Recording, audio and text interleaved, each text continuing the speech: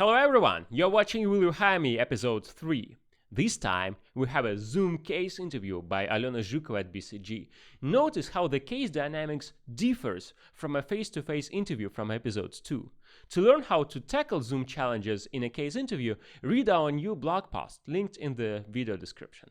If you found the video useful, please hit the like button and say something nice in the comments. That's the best way to say thank you to Alena and Evelyn, our today's stars, and they will surely read your encouragement. I'm Viktor Ogulenko and you are watching Flash. Let's go!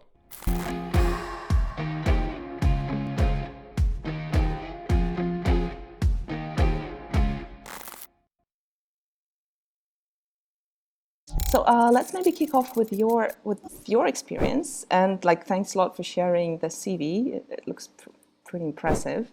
I was particularly interested in your experience in market research.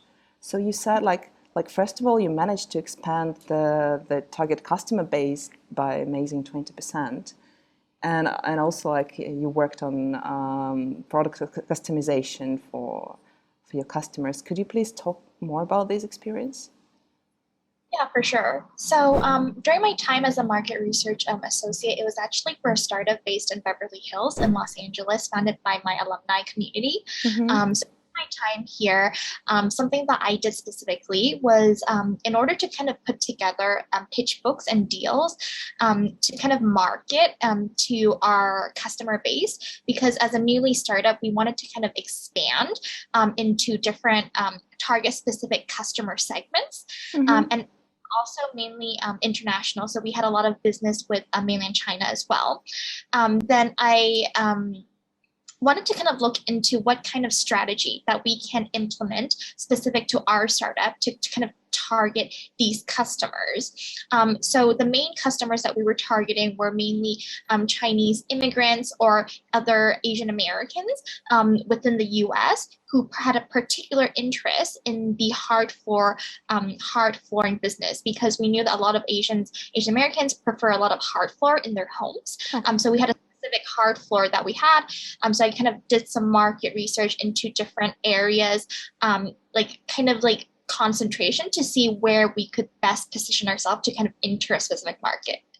Mm-hmm. And so what specifically did you do to expand this target base and also to increase customization? Okay, so I did 3 things. The first is putting together the pitch book marketing materials from doing a lot of industry research on my own, and then putting together the numbers that show this specific area or region. For example, Portland, Oregon. I thought that it was a really great city to kind of expand into, to break into. If we were to kind of move into from LA to move into Oregon. 2 is that we wanted to kind of look into a lot of our interactions with China. So Mm-hmm. we also had specific connections in mainland China, and we had investors. So we want to make sure those people, on top of being our investors, also had an appetite to kind of purchase our product. So that, and then finally 3, I think working across with the entire team to kind of implement this strategy that we had in place. Or let's say we want to kind of target Portland, Oregon as that city that we want to kind of enter, then we need to kind of put together our entire team to have the resources to enter that. Mm-hmm. And what specifically did you do with the team? So what was challenging there? So our entire team in Beverly Hills was roughly 25 employees, including myself. Mm-hmm. So it's not a large team. I think one of the main struggles that we had was because everyone's responsibilities, is a lot broader. Mm-hmm. So there's a very specific, strict guide that everyone is in charge of what, everyone's in charge of what. Okay. So that I came to do is on top of saying, okay, this is what I'm going to do, really working closely with other people in other teams. For example, the finance department, the marketing department, working with the CEO. We have an operations team, like an IT, making sure that everyone is very well aware of this is what we want to move forward with. and maybe asking everyone to kind of contribute to that project that, I was kind of leading during my time there. How open were people to do this? Because I thought it came on top of their regular responsibilities. Yeah, so that's a really good question. I think that because this is maybe not something I had no oversight of what kind of work that they already had, but on top, I'm actually assigning them additional work. So, this what this really taught me was really communicating with the people on the team, number one, to understand what they have in terms of work priority, so that two, I can help them prioritize their work.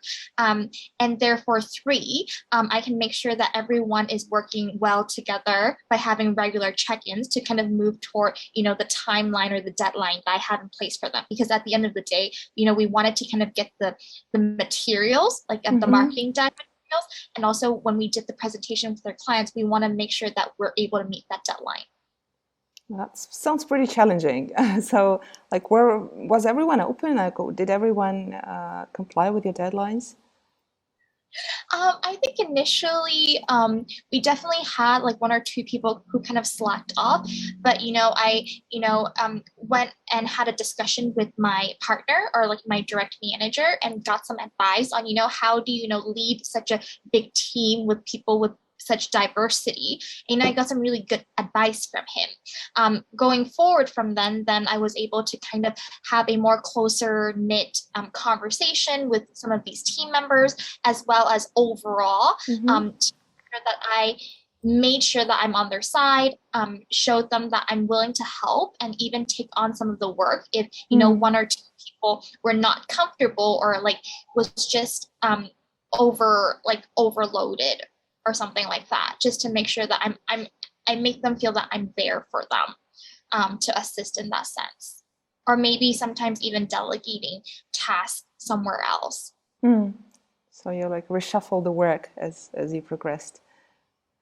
I think more of like sometimes even working together or helping out with some people. And I think, for example, like with some of the marketing team who was in charge of designing some of the graphics that we needed for our pitch material, I actually had no background in marketing or graphics at all, like using like specific softwares. But because some of the graphics team were overloaded, I was like, how can I help out? So I like kind of learned some of the software and see if I can like help out and do it together. And on that end, like I learned and picked up, new skills. And at the other, they felt that, I'm helping them out and we're working as a team to achieve this goal. Wow. Sounds really cool. And like I see that the results were also quite awesome. And like there was another, now at JP Morgan, you did this client revenue growth task, and you managed to engage clients and increase revenues. Could you please speak about this one? Yeah, for sure.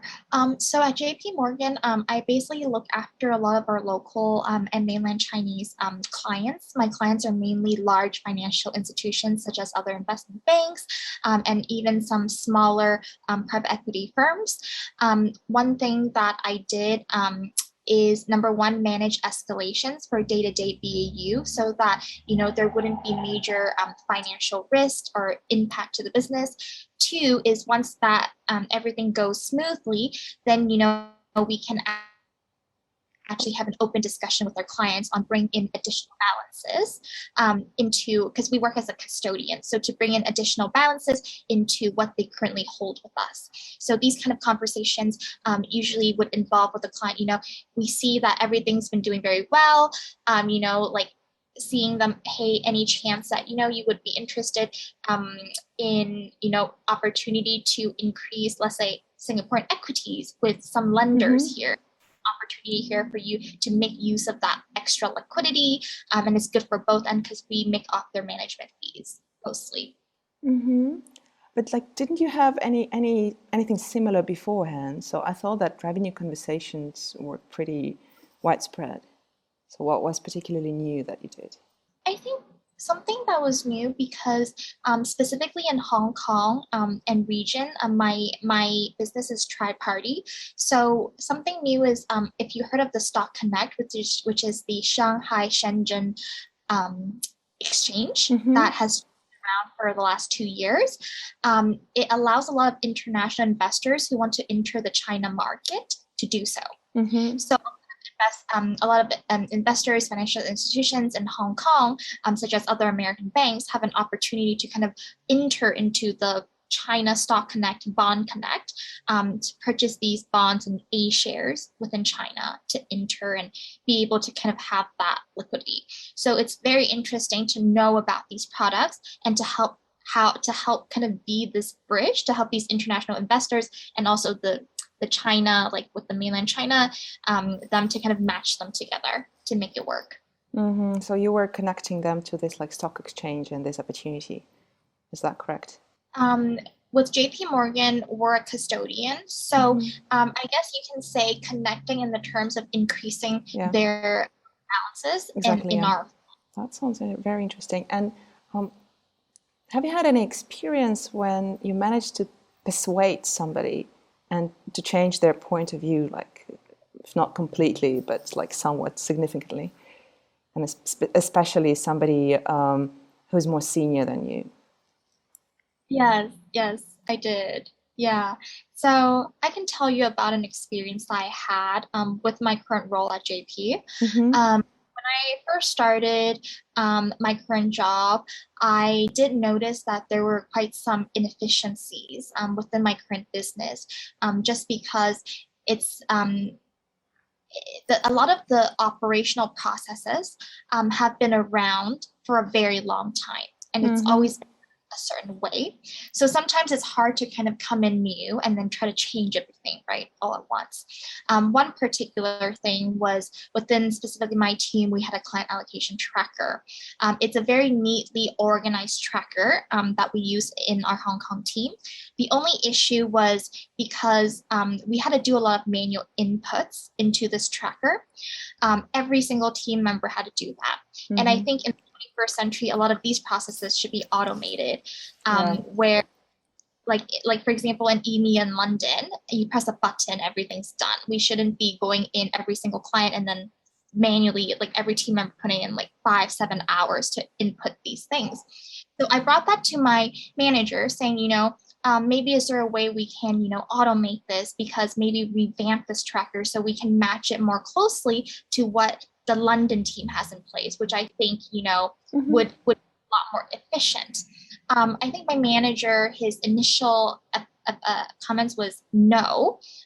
He really liked the tracker for twofold. The first is because he knew how to use it. Like for him, it's very easy because he knows exactly the ins and outs of the tracker. It's been around for just a long time.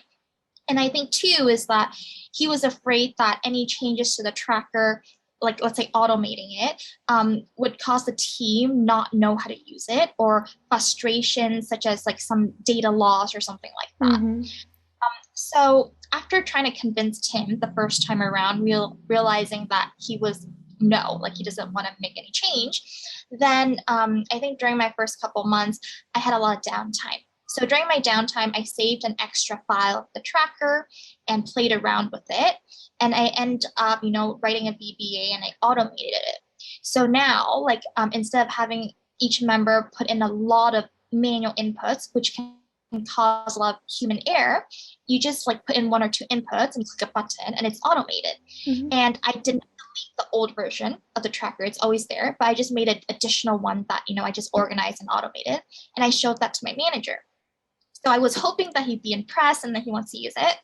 The second time around, he was not like completely no. He was like, oh, it looks really good, but like, how do I know it actually works, right? So, but I was, like showing them, and then he was not 100% convinced. So what I had to do then, was that I had to convince, because I know my manager really likes my colleague Tom, because they're both, came from London, same hometown. So I asked Tom to go on lunch with me, and I was like, hey Tom, I have this amazing tracker and I think it's going to save you so much time. And I convinced him to use my tracker and try it out. So he tried it out for a week and thought it was amazing. And I asked Tom, so I bought Tom lunch and convinced Tom to just not convince my manager, but just to bring it up to my manager on their like weekly gym sessions because they like to go to gym together. And so he did bring it to my manager, and I convinced a few other team members who my manager really likes or who really close to bring it up to my manager a few more times. So I waited about 2 weeks, and my final attempt, I brought it up to my manager again. And because at that time, a lot of my team members had, brought about amazing comments to my manager about how amazing this tracker is and how much time it saved them, my manager was actually really open to my tracker now. And because it's been tested by other team members, they really liked it. So this time around, it was much more convincing and persuasive that my manager was like, yes, because now I have a tangible product to show him. 2, I have evidence that it works. And finally, 3, I had already trained my team on how to use it. So training my manager, he's like the only one left, wouldn't be that hard, Yeah. And so at the last attempt, like it was very successful, and then they adopted it. Wow. Well done, huh? Because changing something in the organization is like the most challenging task. Like first step, you build the tool, but then like it takes much more time to really like make it work in the organization. Cool. With this in mind, I suggest we move on to the case. Yeah, that sounds good. And just a moment.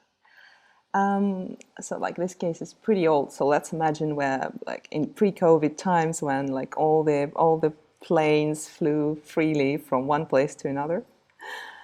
And so your client is an airport. It's one of the big airports in Moscow.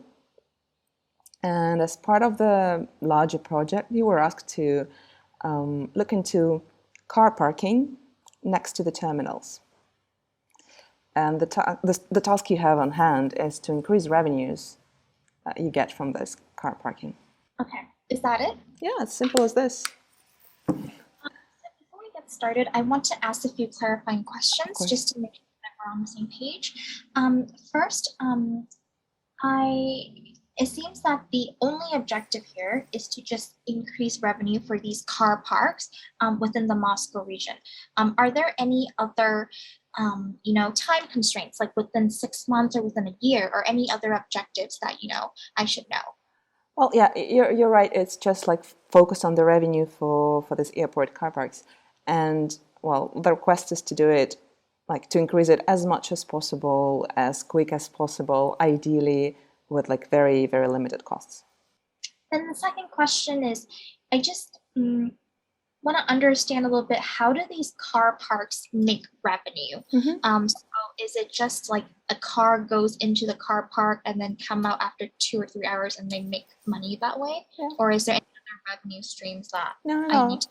Exactly as you described. So like as you drive in, you take a ticket, and then before you drive out, you have to pay for this ticket depending on like the amount of time you spent on the parking, and then like if it's paid, the system lets you out, and that's the key and the only source of revenue now. Cool. And then finally, I just want to understand a little bit more about the supply chain / business model of the airport car parks. So maybe like it just like the whole like a value chain, like to understand what the value chain of the car parks is. What exactly do you want to know? So in terms of like the operational of the car parks, because now I'm trying to understand what the cost structure is like. There's not much cost. Like you need to clean them, you need to have electricity there, you need some people, some security guys walking around every now and then to check that everything's fine. Cool. Okay, perfect. So I think I got what I needed. If it's okay with you, can I take a quick minute to kind of structure and then we'll walk through? Absolutely.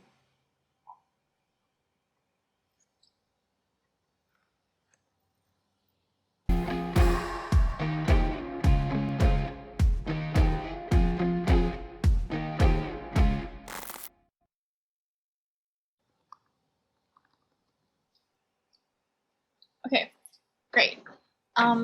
So in order to kind of help our client, which is airport in Moscow, understand how we can increase revenue of airport car parks, as fast as possible, or as soon as possible with limited cost, I want to kind of explore 3 different areas. I think the first question maybe I asked is, within our specific, how are we going to increase revenue of one specific car park, and then we can increase it to the total number of airport car parks in Moscow. Okay. 2 is from a kind of competitor perspective. I want to see how our client measures up in terms of, market share consolidation. And finally, 3, I want to look at, given the solutions that we find in how to increase revenue, what are some possible risks and mitigants that we need to consider? Okay. So going to the first question, how to increase revenue of car parks. Under revenue, we know that revenue equals the quantity, which is the number of customers, times the price per car park ticket. Mm-hmm. Okay. Mm-hmm. Then I would probably like to multiply that by the total number of airport car parks in Moscow. But now I just want to focus on the price per car park ticket and quantity, which is the number of customers. So I first want to look at, the price per car park ticket. Here, I would be looking at different price differentials, such as the car park would have VIP versus like regular customers pricing for different car spaces. And then also the hourly rate would be different if you're just 1 hour, 3 hour, 6 hour, or whole day. I would like to look at quantity, number of customers, which is, the travelers, visitors, drop-offs, or like special events, because this tells me the number of traffic that's coming in and out of the car park, and that also has to do a lot with seasonality. Given that, we can see which specific area has the largest opportunity for us to increase revenue for this client. The third aspect I talked about, the total airport car parks in Moscow, we multiply by that number. We can further segregate that to airport which is have more traffic versus an airport which is a smaller airport. We're talking about one airport. Oh, we're just one airport. Okay, then we can disregard that completely. Thank you for clarifying. Given that, the next area that I wanted to explore is competitors' perspective. So here I was going to look at market share, or how consolidated, like the closest or biggest competitor airport car parks, to see how much revenue that they're getting, and maybe how much of our customers that they're taking away from us. So in terms of consolidation that way. Given that, I think here we can see if there's specific best practices of the competitors for us to share. For simplicity, let's imagine there are no competitors nearby. So like everyone who comes by car have an only option to leave their car next to the terminals at our car parks. Okay, perfect. Then I think given that, I think it makes sense for us to kind of first look into maybe the price per car ticket. And then, unless you disagree, like, do we have any? Let's go for it. So I can give you the tariffs. When you enter the airports, like the first 15 minutes are free of charge, so like so-called kiss and fly. And then after these 15 minutes, the hourly tariff kicks in, so it's 100 rubles per hour. And after this, we have daily tariffs. So if it's an outdoors park, it's 500 rubles per day. If it's indoors, it's 700 rubles per day. And the tariff is smart. So for example, if you leave your car on the outdoors park, and you stay for 4 hours, you pay 400. If you stay for 5 hours, you pay 500. And then if you stay for like 7 hours, you still pay 500 because that's the daily cap. And as of the next 24 hours, it starts counting, adding up again. Sorry, can I just repeat the numbers really quickly? Yeah. So there's daily tariffs, and it's segregated by outdoors and indoors. Yep. Outdoors is $700 per day, and then indoors is it 400? 700. And it would be the daily tariffs per day plus the 100 per hour, right? No. So for example, like if you stay for 3 hours, you pay like 3 multiplied by hour tariff, hourly tariff. So it's like 300. But if you stay for like more than 5 hours outdoors, then you only pay 500 and nothing else. But as of the next day, so like as 24 hours pass, you like it starts counting again. So if you stay for like 25 hours, it will be 500 plus 100, 600. Okay, that makes sense. Okay, got it. Awesome, thanks. So thanks for that information. Then the next area I want to look at, do we have any numbers on the number of customers or traffic that's coming in? We do not have like at hand like the number of customers. I need to like calculate it back. Do you need like overall number of cars staying at the park? Is this what you're looking for? So I just know like quantity, which is like the number of cars kind of coming into the car park, and then like how long they're staying. Yeah, so roughly like next to the first terminal, it will be 3,600 cars per day. Like then next to the second terminal, it will be roughly 500 cars per day. And next to the third terminal, it will be roughly 220 cars per day. Perfect. So I just want a quick clarification. What does it mean for it to be first, second, third terminal? So first terminal, are you saying that it will stay less time in the car park, whereas the second and third terminal means the car would stay longer? Not really. So like we have 3 terminals, like roughly 7 kilometers between them. And next to each terminal, we have a car park. And everyone who wants to go to the first terminal will leave their cars at the car park next to the first one. Then everybody who wants to go to the second one do the same at the car park next to the second one. So basically the 3 terminals is okay, understood. Do we maybe next, I think moving forward, just want to understand, do we have any numbers on, like, for example, the first terminal, we have 3,600 cars per day. How long they're staying in the car park so I can estimate the price? Yeah, absolutely. So, and again, this will be more or less the same for all 3. So roughly 5% of cars are left for 1 or 2 hours. Then roughly 60% of cars are left for like they pay daily tariff. So it doesn't necessarily have to be like 24 hours, but they pay daily tariff. And then like roughly 30% who stay for 2 to 3 days. And then the remaining 5% is 4 days or more. So 5% stay for 1 to 2 hours. Yeah. 6% do the daily. 60%. Okay, perfect. That's 100. Perfect. Thank you. 60% daily tariffs, 30% 2 to 3 days, and finally 5% 4 days. Yeah, that's correct. So now I have the number of hours. I think I have all the information to kind of calculate a revenue number for you. But before I move, why do we need to calculate it?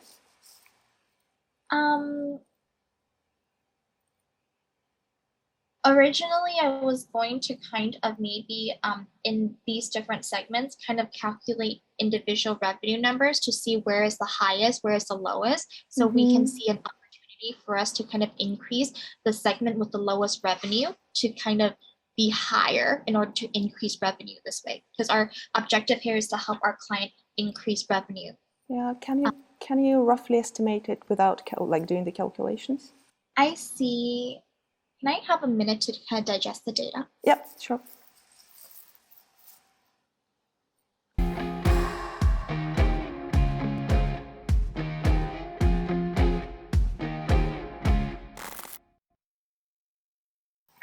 So what I can see here is that from the first set of data for the number of cars in the car parks, we see the biggest opportunity within the first term terminal because there's 3,600 cars parked there. However, 3,600 car parks there, that we only have a tariff of $100 per hour. So if they're only staying 1 to 2 hours, that's only around $200 per car. So the revenue there is it's not really like only hourly tariff, so they could leave their cars for as much time as they need. So they might leave it for several days if they want. Or did I misunderstand you?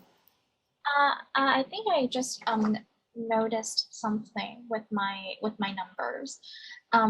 So basically, we're taking the total number of cars, so 3,600 plus 500 cars plus 320. We see that the largest opportunity where we're making the highest revenue is 60% of the cars is left with daily tariffs. Yeah. So that is $500 per day. It's either 500 rubles per day or 700 rubles per day, depending on the type of parking. Yeah. Indoors or outdoors, where 30% stay 2 to 3 days. So we'll be making 3 times more daily tariffs and then 5%. So the area where we're making the least revenue are for that 5% of cars who are just left there for 1 to 2 hours. So I think the biggest opportunity for revenue is see if we can increase the 60% of cars to move them into staying 2 to 3 days or 4 days or more to increase revenue for our client. That's one opportunity. Second opportunity is to see if we can increase the price per ticket, so $100 per hour for those 5% of cars who are left there for 1 to 2 hours, because we're not making much revenue from these cars. Okay. Not revenue. And then finally, 3 is I think we can eliminate the $100 per hour, which is that 5% cars who are left for 1 to 2 hours entirely, and therefore forcing them to at least stay there for a day, which is the $500 or $700 per day. Okay. Who do you think are like the customers behind these different groups? So for the 5% left 1 to 2 hours a day, I think those are pretty much drop-offs. So dropping off their visitors, maybe like buses or shuttle buses. And then the 60% who are left there for an entire day, maybe some those tourist buses that are waiting to pick up the tourist. It's just like for regular cars, we do not count in buses. Okay, then given that I think people working at the airport, like the crew and such, and then the per day, and then finally the 2 to 3 days, 4 days or more, or maybe people who are local, so they may be going on a short trip, so they're just leaving the cars for a few days. So these are the number of customers that I see. Okay, so knowing this, how would you approach them? Is it really possible to make them stay longer? It's kind of hard to kind of make them stay longer than in that sense. Because my initial thought there was I wanted to kind of increase the average spending per customer. Okay. Or so that we can make increased revenue per car for each category. So if we're not able to make them stay longer, maybe we can have additional bundle of services for each of these categories. So for people who are just there for 1 to 2 hours, can we have some kind of premium, those baggage cards that we can charge them, that they can use to kind of pick up, drop off their families? Can we have some kind of like additional more premium service, like that, like a little gasoline kind of thing to help them? And then I think the majority of our customer is the 60% who are the employees of the airport, like the cabin crew, who are leaving their car there for just 1 entire day. So I think here is we want to make sure that they have more roomy, comfortable car parks, so we can charge more for that, more premium car spaces for them to park their car, as well as maybe some air conditioning car spaces that could protect their cars I think because some cars, some Okay. people really. Okay, yeah. Some people might want it. Let's maybe brainstorm for more ideas. Like, what else could you do to drive new sources of revenue? What else could you offer? Give me a 1 minute to Yeah, kind of absolutely, structure. absolutely. Yeah.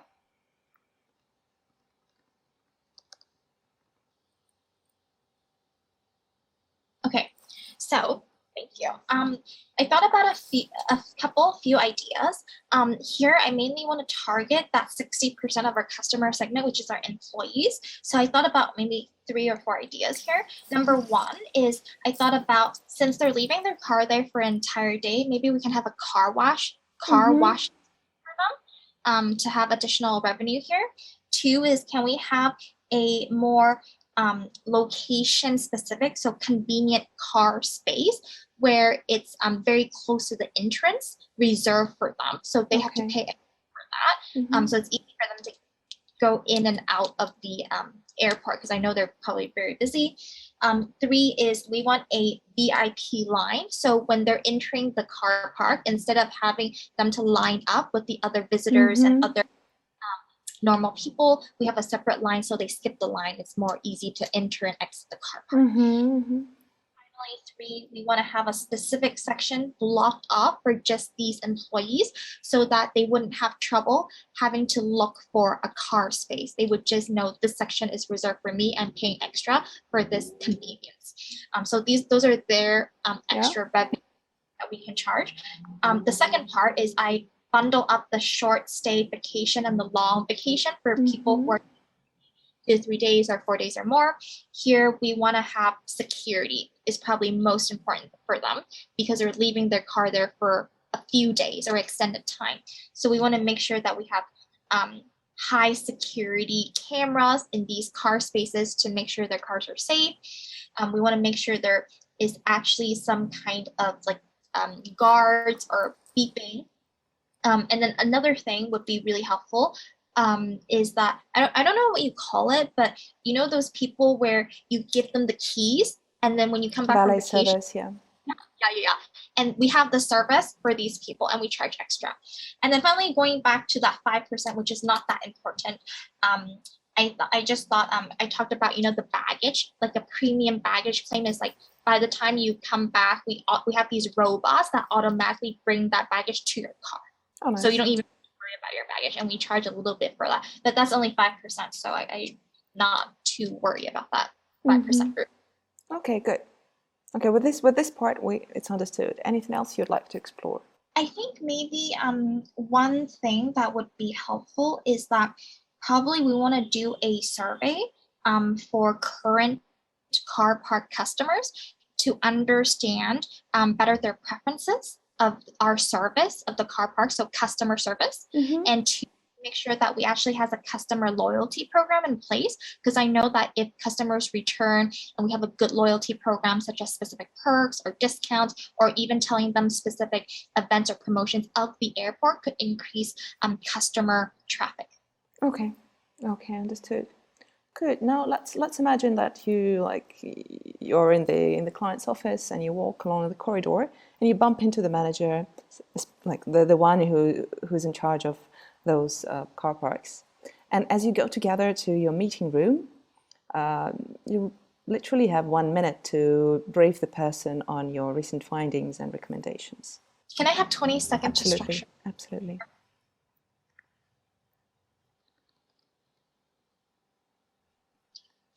Okay, great. So, thank you so much for your time. I know that you asked us to come in to kind of explore how we can increase revenue for your car park. So we actually have found a few things that would be very interesting. Number one is, after investigating the revenue business model of your car park, we have found a very interesting insight. One is that 60% of your revenue is coming from customers who are leaving their car, the daily tariff, in 1 day. So here is the biggest opportunity for you to increase revenues. If prices couldn't be changed here to charge higher prices, we then think there are some additional revenue bundles that you can increase the average revenue you can take from each of these customers. Two, I think, which is another great opportunity, is for the short-term and long-term vacation customers who are leaving their cars for you 2 to 3, 4 to more days or more.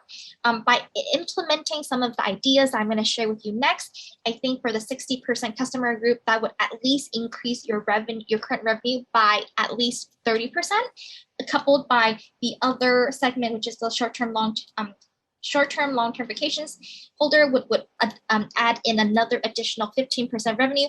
I believe this would in total increase your revenue numbers to around 40% as a conservative estimate. That sounds pretty good.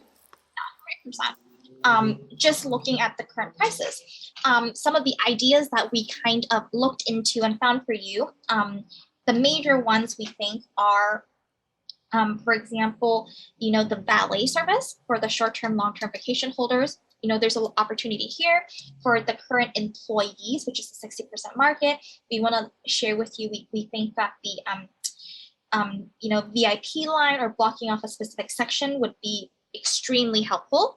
But again, with these said, we want to kind of investigate possible risk for these opportunities to see if these are actually valid. And so we would definitely ask that you do some kind of customer survey or some kind of market research to kind of look into what are the customer preference, so we can actually implement something that actually attracts these customers. So thank you. Nice. Thank you so much. I will be keen to learn more about this. Okay, done with the case. Good. And we still have some time if you feel like asking any questions you might have.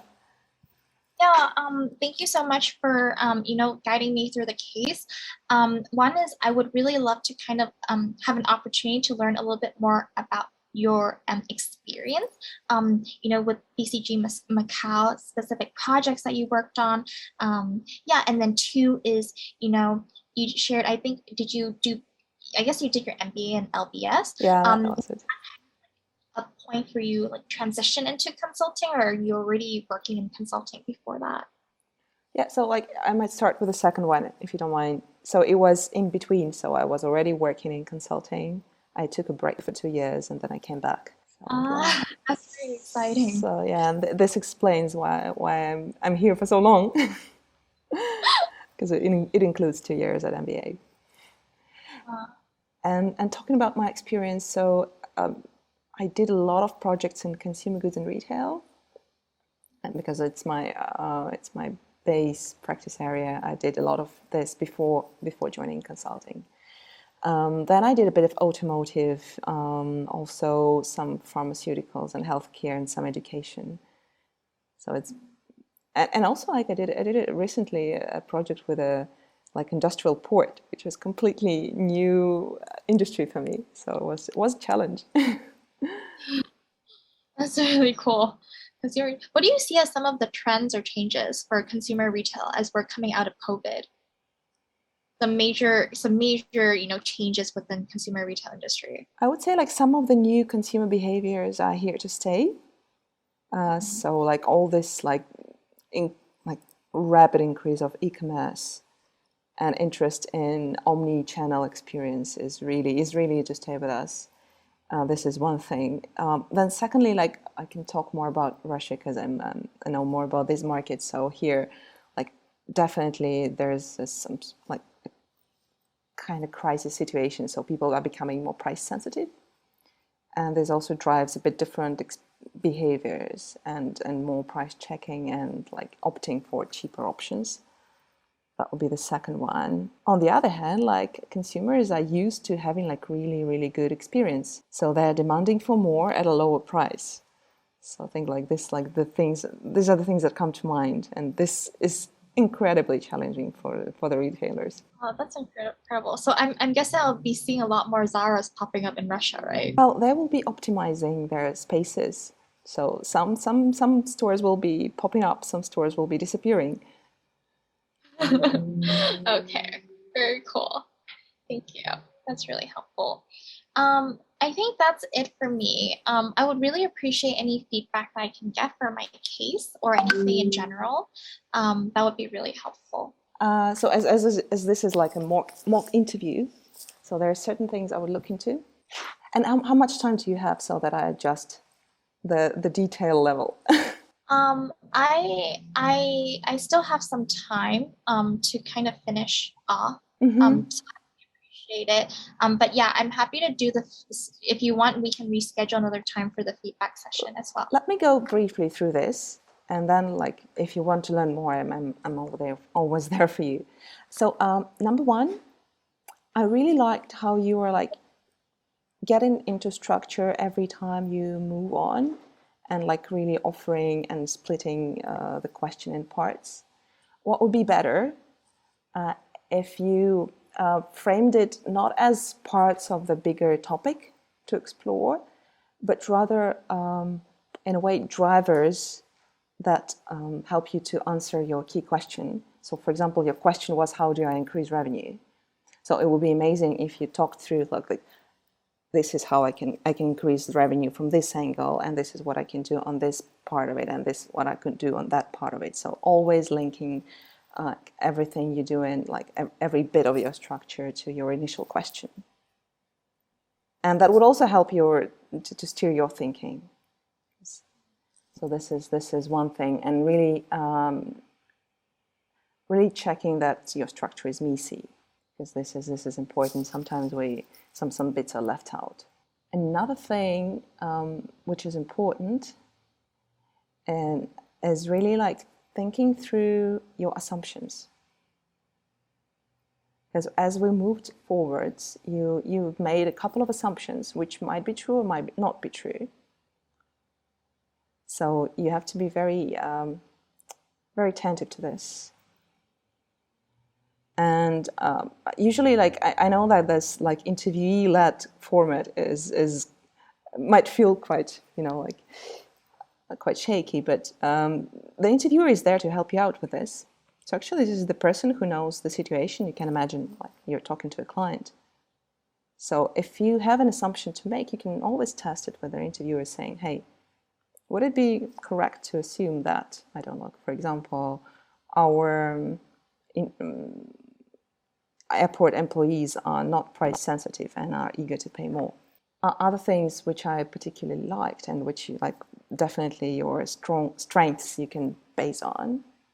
You are very like I like how open-mindedly you approach the questions. So like despite like the situation, like all the ideas like that you brainstorm might not have been applicable to the crew, but this is definitely something to offer to your business class clients or like business travelers.